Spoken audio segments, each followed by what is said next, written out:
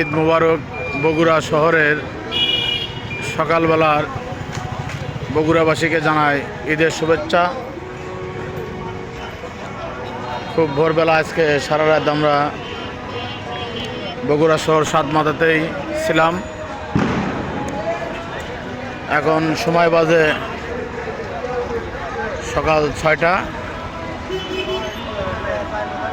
বগুড়া শহর সাতমাথা।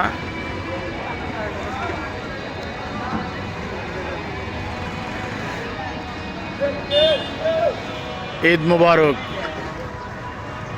সবারই জীবন খুব সুন্দর কাটুক, ভালো কাটুক, সেই দোয়াই সবার জন্য রইল। এটা বগুড়া শহর। সবাই ভালো থাকবেন। ঈদ মোবারক।